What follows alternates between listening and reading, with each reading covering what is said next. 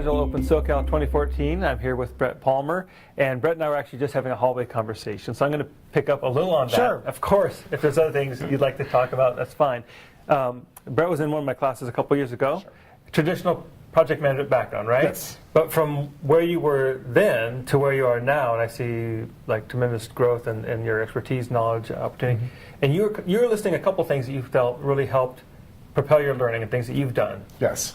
I'd like to hear some more about that. So it's really about what you're learning in your career and your day-to-day responsibilities in your job, but also what you're doing outside of your job in terms of talking to your peers that are maybe doing the same role that you have, but at other companies. So talking to them and comparing notes, what's working well for you, or what would you do in this situation?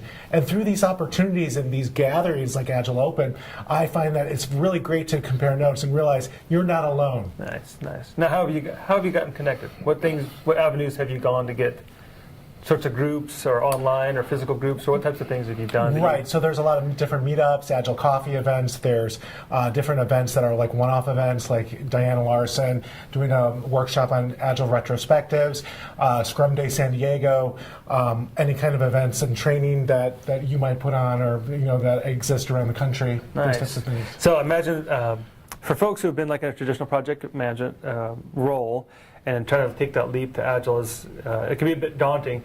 So what were some of the things that helped you in particular that just stood out, going from traditional project management into, say, your current role is a Scrum Master, is that right? Sure. Okay, so from traditional project manager to, say, a Scrum Master role in a large project, what helped along the way? Certainly, getting the training and the fundamentals of Scrum and Agile and understanding the landscape of how that works, and then to be able to understand really how are a traditional waterfall and Agile and Scrum similar, and then how is it the same, and how is some of the same kinds of things done differently or described differently. So once you understand that, and there's a lot of different websites that are out there that have done all that thinking and for you, and blogs that have such as your blog, that really help synthesize the landscape. And so reading that information that's out there and attending events like these really help to kind of put things into perspective so you can make that switch mentally. Nice. Did you run into any snags along the way?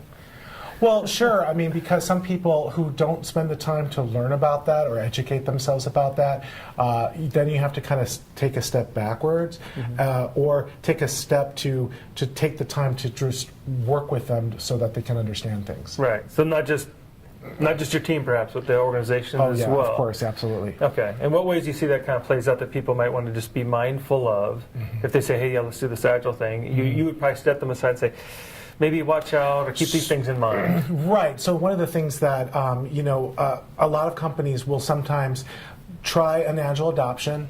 They'll find that Agile adoption may not have worked as they had thought, or they might not have fully been committed to begin with.